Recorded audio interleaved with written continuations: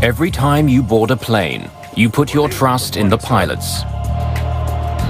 And every time pilots enter the cockpit, they put their trust in computers.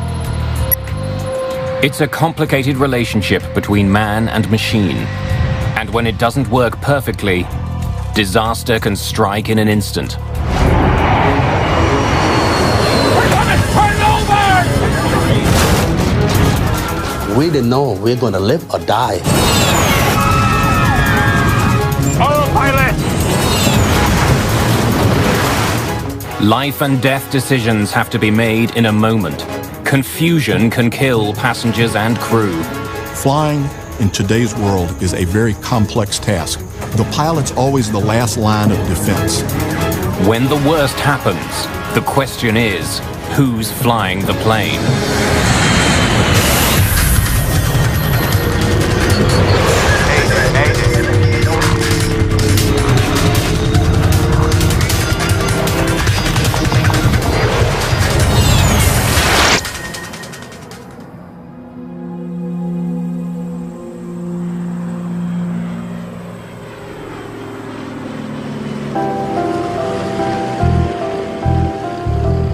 It's just after 8:30 in the morning in Sanford, Florida. These student pilots walk out to ground school. Their topic today, a Cirrus SR-20. This is one of the newer models. We can tell just from looking at it because of the lights on the wingtips, called recognition lights or recog. Every year, dozens of students enroll at the Delta Connection Academy, hoping to eventually become pilots with major airlines. Or the alternator. Their lives, and one day the lives of the passengers they fly, depend on their deep understanding of their airplane. From this side, right here, you can see the propeller governor. The majority of our students come to us with zero or very little flight time. We want to run someone through our entire program and end up placing them with one of the regional carriers. The wingtips here are called Horner wingtips. They help to reduce the induced drag. These flight students are getting started on smaller aircraft. In the years to come, they will move into large commercial jets boasting the latest in technology. When you go back to the Wright brothers, they had no automation and everything was by muscle power other than a small internal combustion engine. Everything that they did when they moved the wings, the elevators, and the rudders, they did manually. But in the last 100 years, technology has revolutionized flying. Pilots share the cockpit with automated computer systems that control virtually every aspect of flight. It can do everything now up to and including land the airplane. Everything is set so that the autopilots and automation systems are tools for the pilot to use, but they're not a replacement. It's a critical lesson for student pilots to learn. Safe flight is a balance between automation and training. If a pilot makes a mistake, or if an instrument malfunctions, these flying computers can turn into lethal machines that can't be controlled. Lima, Peru, October the 2nd, 1996. Aero Peru Flight 603 prepares for takeoff for Santiago, Chile. The plane is a 4-year-old Boeing 757, a highly sophisticated jet known for its reliability and safety. The 757 is flown by two of the national airline's best pilots, Captain Eric Shriver and First Officer David Fernandez. There are 61 passengers and 9 crew members on board. The jet is among a new generation of computer-controlled aircraft, in which pilots are trained to rely on a central data system that is designed to reduce errors, both mechanical and human. Gear up. Tonight, though, within minutes of takeoff, the flight begins to go horribly wrong. The altimeters are stuck. The altimeter indicates how high the aircraft is flying over the ground. It reads 0, but the plane is clearly airborne. This is really new. Keep V2 plus 10. The 757 is equipped with 3 altimeters. One for the pilot, one for the co-pilot, and one for backup. All 3 seem to be dead.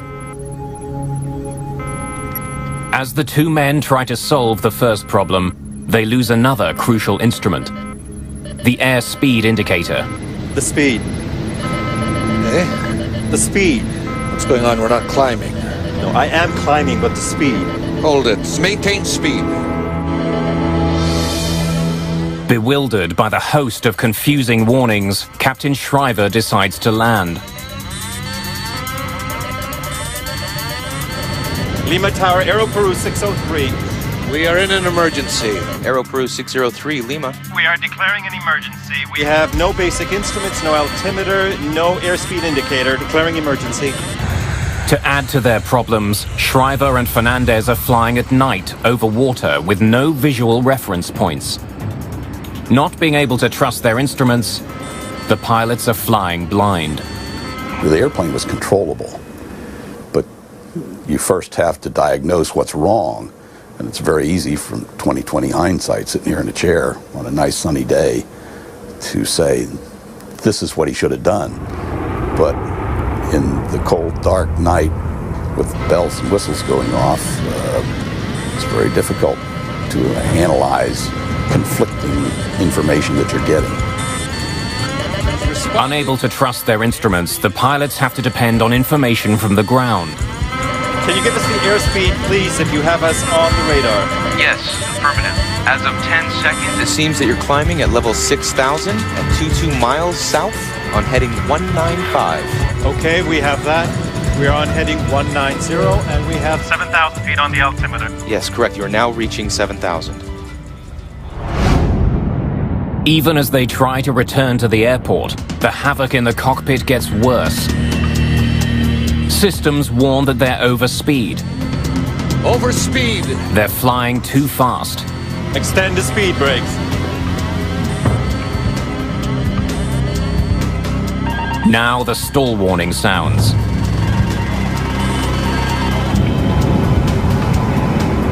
And then... What's happening? Too low terrain. We have the terrain alarm. We have the terrain alarm. The ground proximity alarm warns them that they're flying dangerously low. Indicated a flight level of 10,000 over the sea. There is no checklist for if you have these 7 or 8 warnings going off, which they did, and they couldn't shut them off. Altitude is 9,700. 9,700? Yes, correct. Do you have any visual reference? 9,700! But it is indicating too low terrain. Are you sure you have us on the radar at 50 miles? Hey, look! The crew is bombarded with conflicting warnings. They have no idea which of them to believe. Suddenly, they realize the horrible truth. We're hitting water! Pull it up! They're flying just meters above the water. We're gonna turn over! Aero Peru 603, Lima.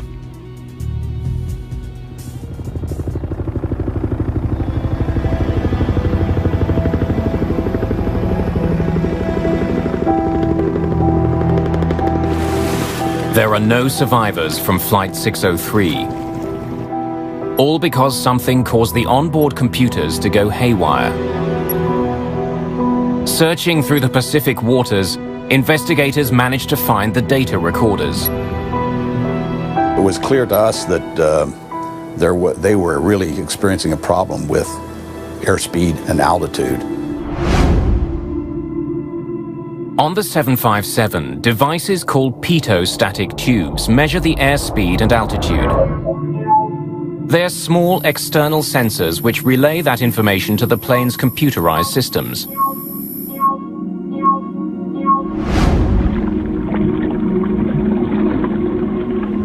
Deep underwater, tape is discovered covering the plane's sensors. How the tape got there leads investigators back to the maintenance crew at Lima Airport. Just before Aero Peru 603 lifted off from Lima, maintenance workers had cleaned the jet. A worker had covered the static ports with tape to protect them. This is standard procedure. But when the maintenance was complete, the worker forgot to remove the tape. It was a small oversight with tragic results. The inspector who was supposed to quality check his work did not do it. And the supervisor out on the line that night was not there. He was sick, and there was a regular mechanic who was filling that role. He did not see it. In this case, the captain did the pre-flight. They do a walk around looking for just that kind of thing. The captain did the pre-flight that night, and he did not detect it either. Yes, correct. You're now reaching 7,000. The blocked tubes also explain why the air traffic controllers told the crew they were flying at 7,000 feet. The information on the plane's height isn't calculated by radar on the ground, but by the plane's onboard systems. From 7,000 feet, the plane began to slowly descend, but the onboard systems couldn't detect it. Your distance is... And the air traffic controller had no way to know the altitude indicated on his system was wrong. Course north 360. Blindsided by bewildering readings from their instruments, the crew was completely lost. Aero Peru 6. They had no idea where they were, how high they were flying, or how fast they were going. We're hitting water! Pull it up! Climb Aero Peru 603 if you need to pull up.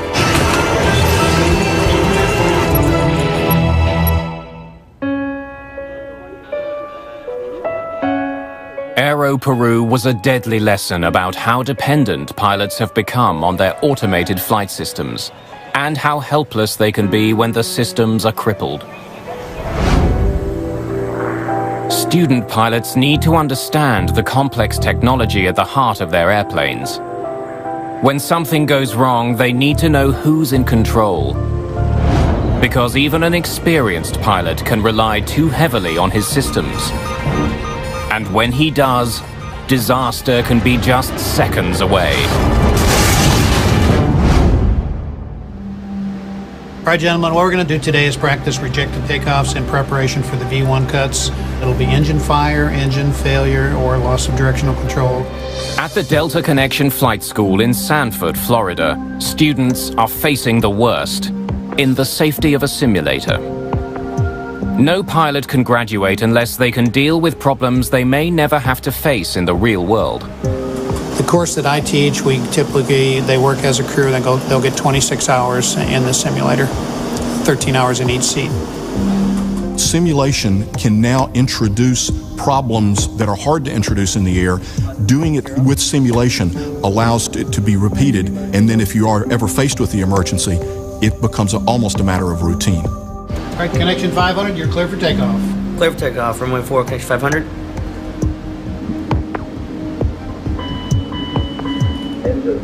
Right after takeoff, the students are faced with an emergency. And we got a left engine oil pressure. When you get one of those warnings, don't just punch it out. Go ahead and acknowledge it so both pilots are in the loop. You're both on the same page. All right. They got a left engine oil pressure. I'll take flight controls already. I have the flight controls.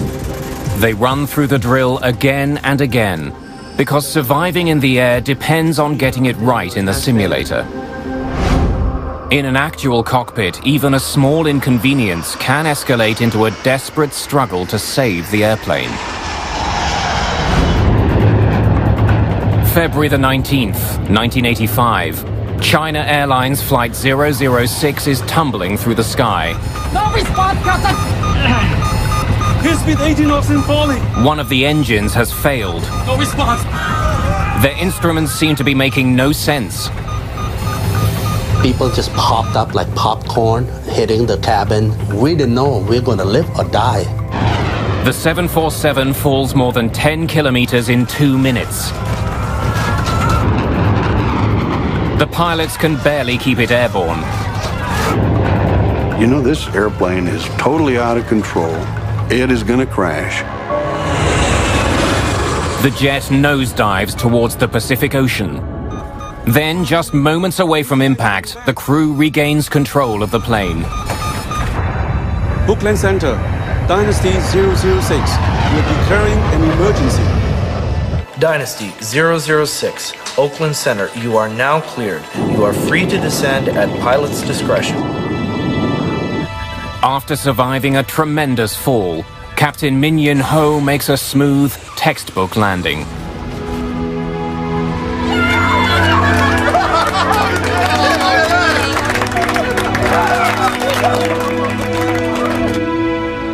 I thought he was a hero. He saved our life. And we thought he was a hero and everything was fine. 24 passengers have suffered minor injuries. One crew member is hospitalized and soon released. But the 747 looks like it's been through a war zone. Parts of the entire tailplane at the end were ripped off, as though a tornado had come through or a crane had been in and ripped pieces out of it. Investigators soon realized the damage to the plane wasn't the cause of the problems, but had actually occurred during the plane's wild plunge. They pore through maintenance records and flight logs to try to determine the cause of the near-fatal incident. Inside the plane, investigators find a worn valve. It led directly to the failure of the jet's fourth engine. But this shouldn't have caused the plane to fall through the sky. Engine 4 flamed out. The loss of thrust on a four-engine airplane is a minor event. It's an event, you have to take care of it, but the airplane will fly on 3 engines with no difficulty. I do not think I was fatigued. The captain tells investigators that while the crew was dealing with the faulty engine, he left the autopilot in control of the plane. But on this 747, the autopilot does not control the rudder. Autopilots are set to maintain stable flight. If something goes wrong, the system tries to respond. With more engine power on the left wing, the China Airlines jet began turning right. The autopilot reacted by using the plane's ailerons to try to keep the 747 flying straight. But the ailerons weren't up to the job. The jet kept turning. In order to keep it from turning to the right, the proper thing to do would have been to step on the rudder. Now, it's possible that he'd forgotten that the autopilot didn't use the rudder. He may have been assuming all along that the autopilot was just flying the airplane the way a human being would have, which it wasn't. Focused on his malfunctioning engine, Captain Ho left the autopilot in control. But without the help of the rudder, the ailerons were losing their battle to keep the plane level. The gentle turn got steeper. The airplane started to lose speed, and in the end, it was really that little error of airmanship, the failure to step on that left rudder pedal, that triggered everything else. We're banking right, Captain. Airspeed 230. Facing mounting problems, the captain finally takes complete control of his aircraft. We're banking right, Captain. I'm disengaging autopilot.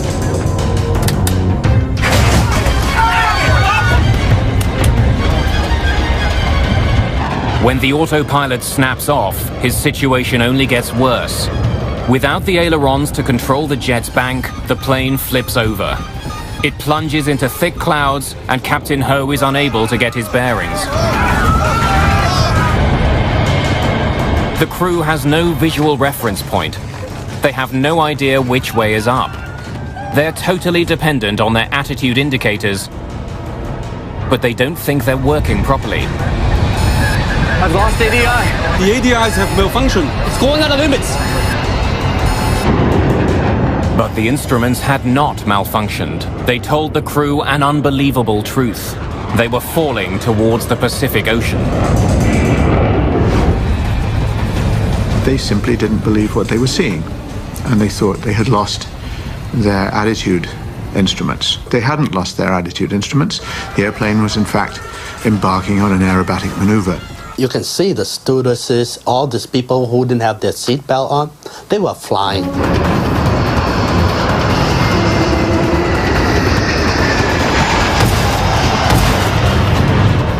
It's only when the plane finally breaks free of the clouds that Captain Ho is able to regain control of his plane. I can see the horizon! Because he now has a visual reference.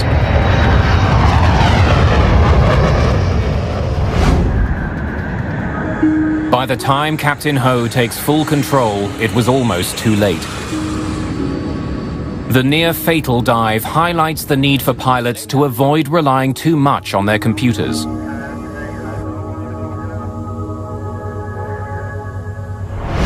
So what automation has done, in a sense, is taken pilots and taken them from being hands-on kind of controllers of the machine to monitorers of what the automation is doing to the machine. You really are just sitting there with your arms folded, and this goes on for hour after hour after hour. And understandably, people become stupefied. But whatever mistakes the flight crew made, they did succeed in their ultimate task. The one big thing they did right is they saved the airplane. And in principle, that's all you ever need to do right. You need to save the airplane and you need to save the passengers, and that's what they did. Student pilots practice emergencies again and again to ensure that when disaster strikes, they handle it correctly. Automation is an enormous aid to long-distance flying, but if a crew doesn't fully understand how their plane works, they can quickly get into a situation from which they cannot escape. Autopilot engaged. Autopilot engaged. 10 years after the China Airlines mishap, another crew is baffled by a more complicated autopilot and fails to take control until it's too late.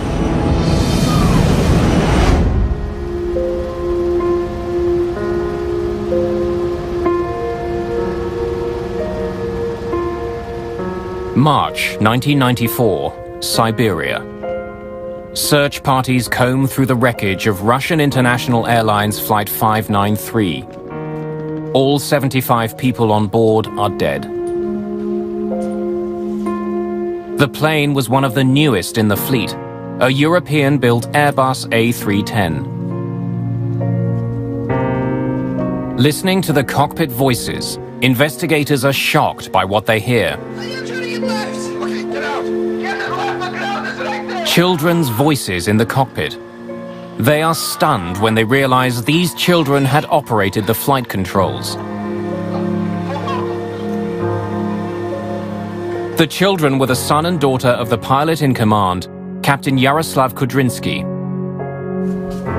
Investigators begin to piece together an almost unbelievable story. On the evening of March the 22nd, 1994, Flight 593 begins its scheduled 10-hour journey to Hong Kong.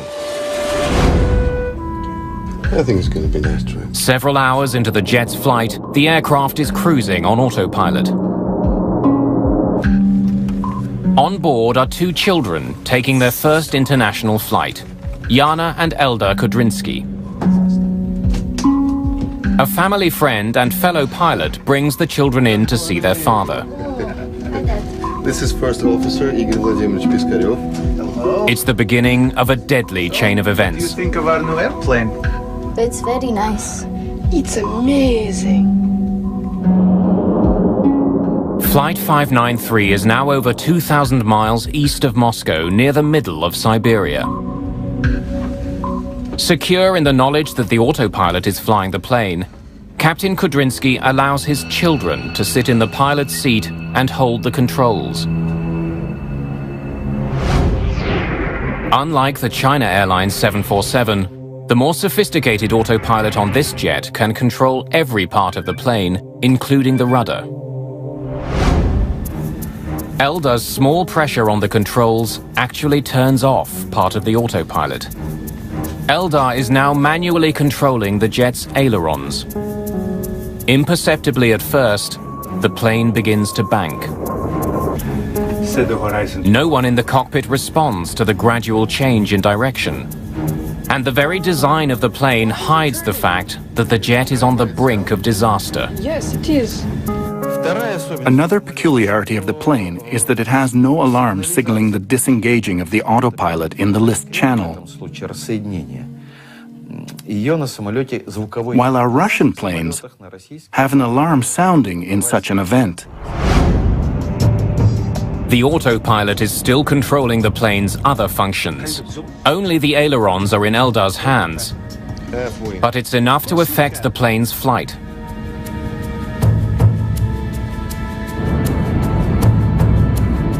Moments later, the Airbus is banking at 45 degrees.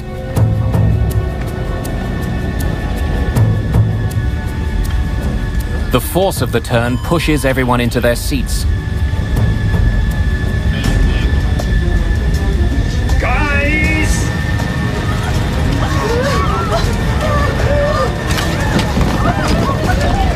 The increased G-force makes it difficult to reach the controls. Hold it. Hold the control column. Eldar is the only one with both hands on the controls.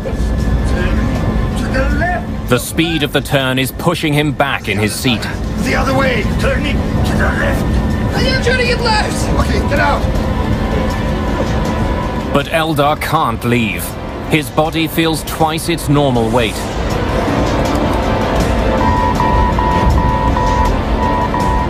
Suddenly, an alarm sounds. The autopilot is shutting down. When the jet reaches such an extreme position, the autopilot is designed to completely disengage.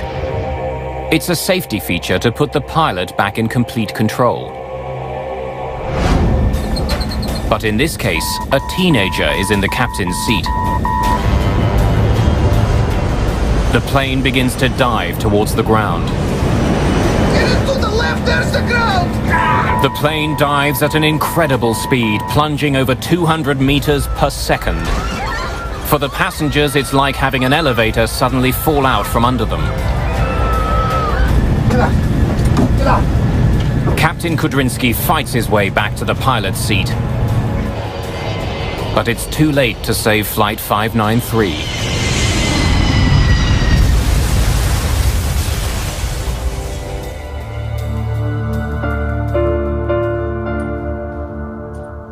As in the China Airlines incident almost a decade before, the Russian crew was confused by their automation. But in this case, they couldn't regain control until it was too late. The accident began not with a mechanical problem, but with a simple decision made by a very experienced pilot. I've never heard of anything like that before or since. It was very unprofessional on the part of the captain. The first officer also bears some responsibility for not raising major objections immediately. To allow someone unqualified to sit in the seat of a commercial airliner is unthinkable. The crew's mistake was compounded because they didn't fully understand their computerized systems. We've gone into a zone, a holding pattern. 10 years later, another experienced pilot gets confused by his instruments. What? And this time, the situation is complicated by a common sensation pilots are trained to ignore.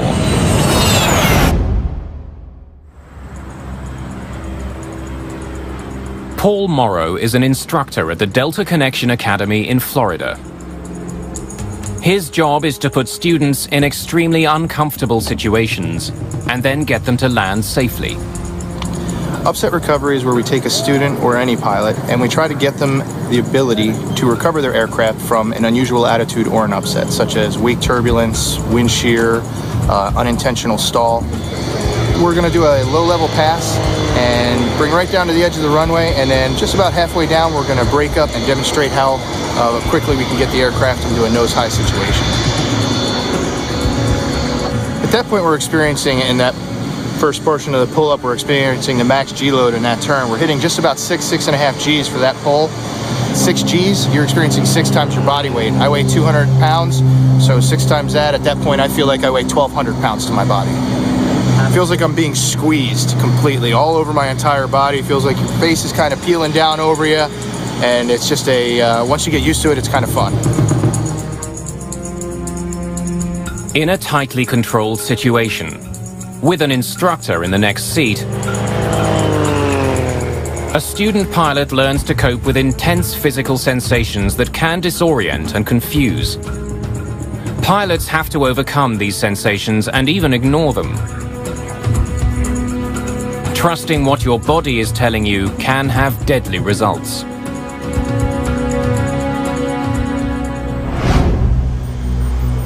January the 3rd, 2004. A Flash Airlines charter flight is preparing to depart from the popular tourist resort of Sharm el-Sheikh, Egypt. 148 people are on board. Good morning, ladies and gentlemen. On behalf of Captain Kader and his entire crew, we welcome you on board Flash Airlines Boeing 737-300. The captain is 53-year-old Kader Abdullah, a former officer in the Egyptian Air Force. He has over 7,000 hours flying experience. Clouds and sky clear. QNH 1013. In the darkness before dawn, Captain Kader and his crew execute a smooth takeoff. Flying manually, they haven't yet engaged the plane's autopilot. But while still climbing, the flight plan is already beginning to fall apart. Turning right, sir. What? Aircraft is turning right. Turning right? How turning right?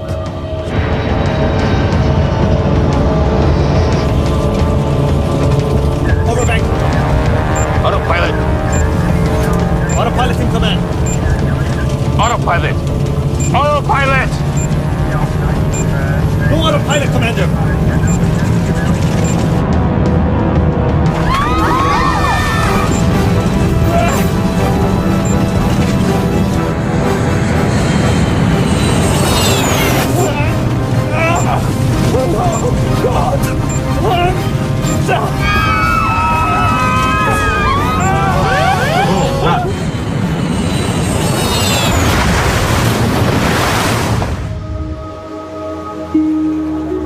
In the morning light, investigators find no one has survived the horrific accident. The plane had just taken off, and it looked very strange why this accident happened so quickly after takeoff. French and American investigators join Egyptian authorities in the search. It takes 2 weeks just to find and recover the cockpit voice and flight data recorders. Investigators explore dozens of possibilities, including the idea the crash was caused by vertigo.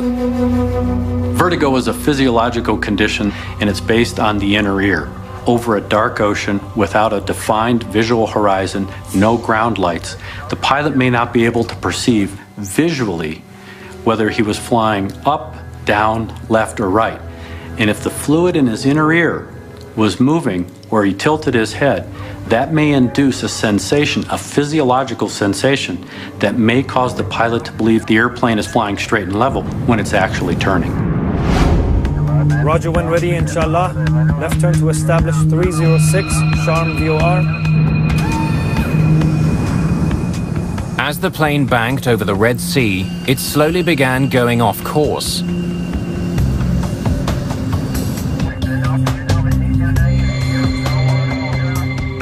But the pilot says nothing. It seems that he's unaware of the changes to his flight path. It is actually a very high workload situation, and when there are no visual cues outside because it's a moonless night and you're over featureless territory with no lights in it, you really, as a professional pilot, should be totally aware of the fact that this is a situation in which you could get disorientated. Precisely what the captain perceived is unknown. What is known is that his control wheel slowly inched towards the right. Turning right, sir. What? Aircraft is turning right. How turning right? In this particular instance, not only are you trying to fly the airplane and understand situationally what's happening, but you're going through the mental gymnastics because your expectations are one way. Meanwhile, you have a first officer who's telling him something that's totally different. Even with all the conflicting information he was getting, investigators discovered that Captain Kader almost recovered control of his plane. It is interesting that the recovery starts as the airplane turns towards the coastline. The lights on the shore would have given the pilots a clear and unmistakable view of the aircraft's attitude. This is the moment that the disorientation disappears, and this is the moment that the recovery begins. Sadly, there isn't enough time to save the aircraft. The tragic fact remains that Captain Kader had all the information he needed to save the plane right in front of him. The thing that is important when you're experiencing spatial disorientation or vertigo is to put absolute implicit trust in your instruments, that they are telling you the truth, and that whatever your sensation is a limitation of human beings. Trust the instruments. It's a lesson that's hammered home every day at the Delta Connection Academy. Brian Patricia is one of dozens of students here who wants to fly commercial passenger jets. It's a goal that's still years away. It should take me between 5 to 6 years at a regional airline before I move on to the major airlines. It's a typical journey. Senior crew members for international carriers often have thousands of hours of flying under their belt. But each one of them started with none. There's a very old saying, as soon as you feel like you're no longer learning with aviation, get out of it, because it's going to hurt you. Training is ongoing. Recurrent training is an integral part of safe flying. The reason we have the safe level of flight that we do today is in very large part because of the adequacy and completeness of the training. Relying on your instruments, trusting your automation is one of the most fundamental lessons of flight training. Insert the ignition key, clear the propeller area, and then start the engine.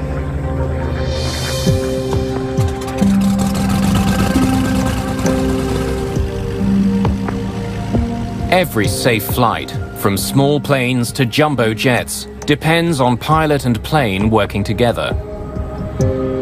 But even if a jet's technology is crippled, modern planes are so well built, pilots can still bring them safely down. August the 24th, 2001. Air Transat Flight 236 is carrying 306 passengers and crew. Bound for Portugal, the Airbus is in serious trouble high above the Atlantic Ocean. You could literally hear a pin drop. The exterior, there was no sound in that plane, in that cabin at all. The airplane is so silent because it's run out of fuel. A state-of-the-art jet is now a very heavy glider. Functions we've lost. We have no more stabilizer. Blue and yellow hydraulic. No ADR 2 and 3. No anti-skid. No reversers. The technology that normally keeps planes flying has deserted the crew. The jet is 10 kilometers in the sky without the most essential instruments. Captain Robert Pichet and co-pilot Dirk de Jager have to find a way to get it safely back to Earth. For the first 4 hours of their journey from Canada to Portugal, the flight is unremarkable. We're getting to our next checkpoint. Every 30 minutes across the Atlantic, the crew had checked their position and their fuel consumption against their flight plan. 11.2 tons on the right, 11.2 tons on the left. Despite the computerized systems, some procedures like checking the fuel on board are done by hand. Fuel check complete. Levels normal for the distance flown.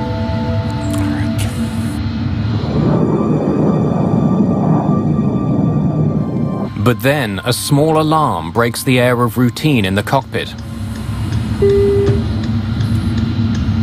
Look, we're getting a warning signal.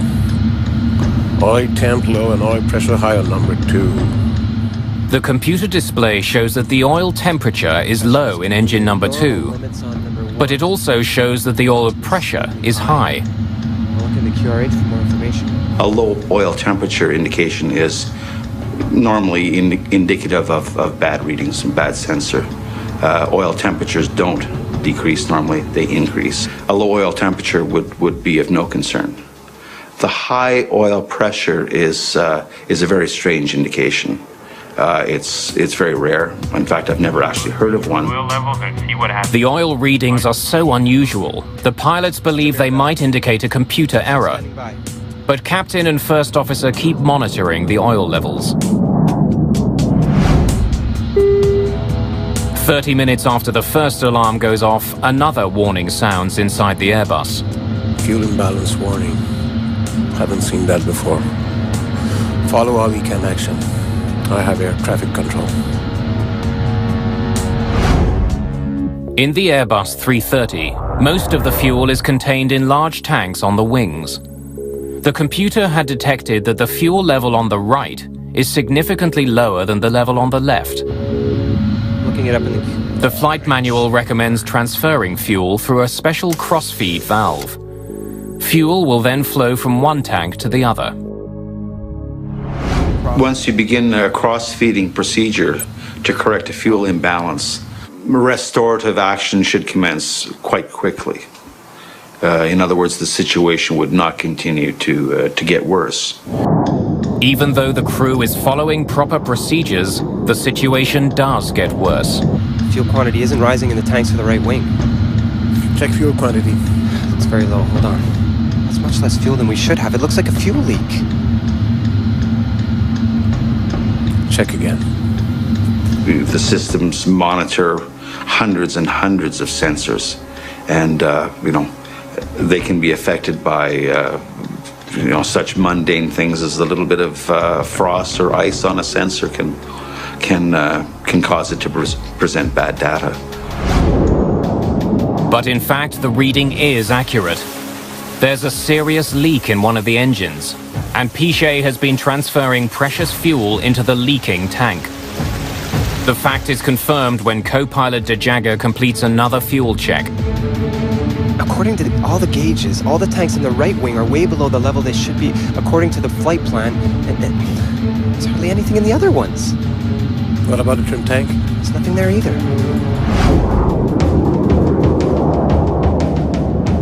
With every passing second, the leak drains the tanks of their remaining fuel, until finally, the jet is running on empty.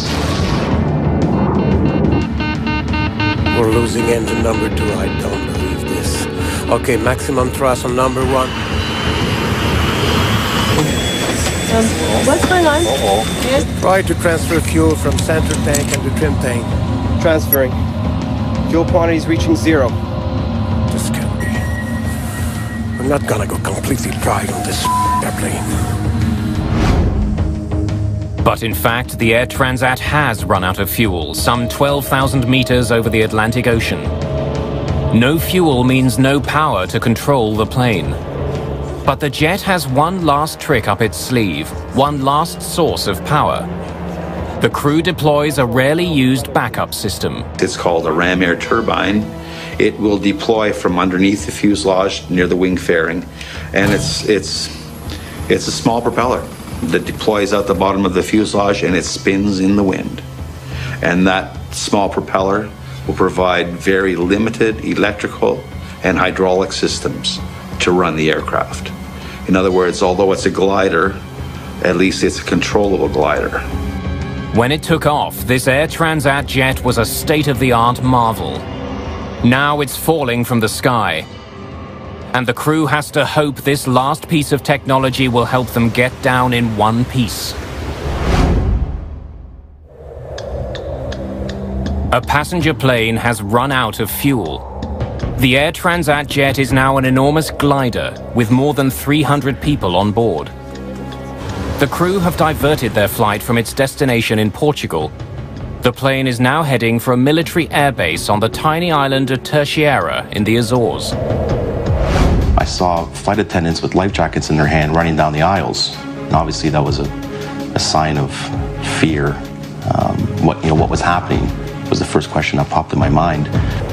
If Captain Robert Pichet can't make it to the airport, his only other option is the ocean. But Pichet doesn't want to risk it. Planes aren't designed to survive landing on water. In 1996, a Boeing 767 ran out of fuel off the coast of East Africa. Its last moments were caught on amateur video.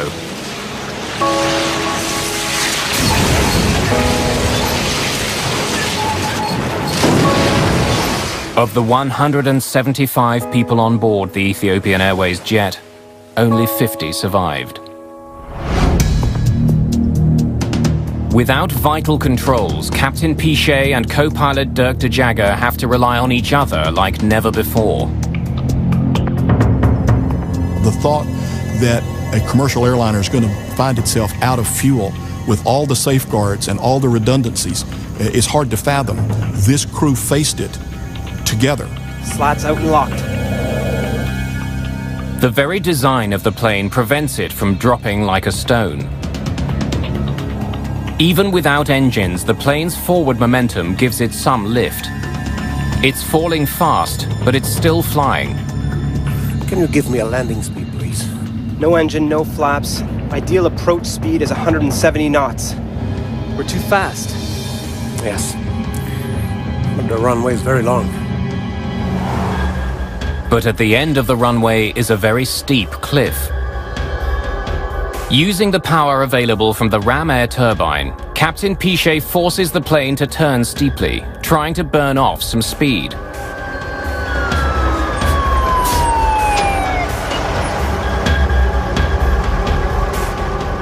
The plane was almost on a 45-degree angle. I thought it was just gonna flip over and just nosedive straight down. Everybody, I need you to brace. Hang on.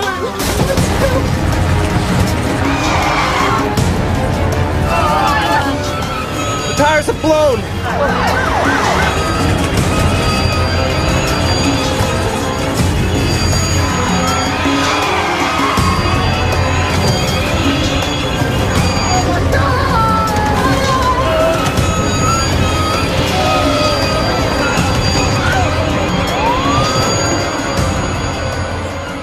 After bursting 8 tires, the plane finally stops in the middle of the runway.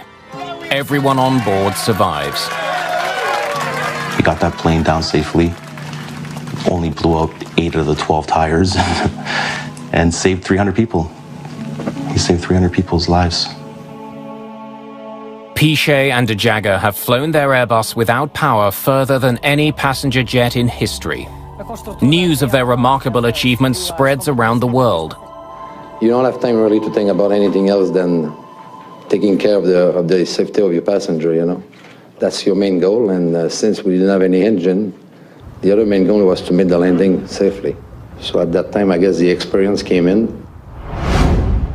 Investigators discover that the leak on board the jet had been set in motion when the right engine had been replaced 5 days before the crash. We have to realize that there was a small mistake made in terms of changing the pump. We installed it, but then some pipes, so to speak, were needed to be connected to the pump, and there was a mismatch. The small mistake had crippled this highly engineered machine. But its very design left the pilots enough control to steer the plane away from disaster.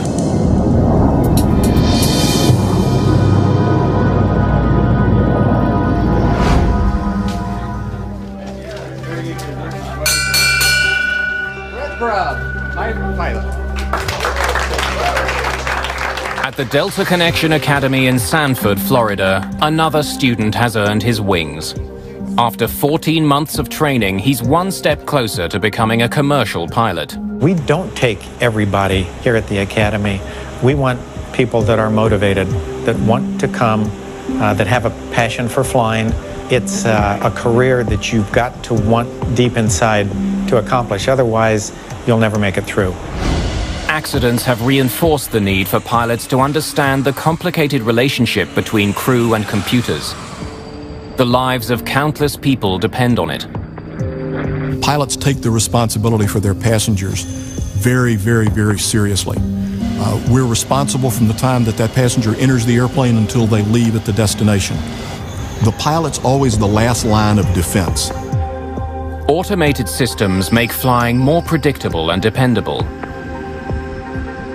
But it's the marriage of computers and crew that ultimately makes flying one of the safest ways to travel.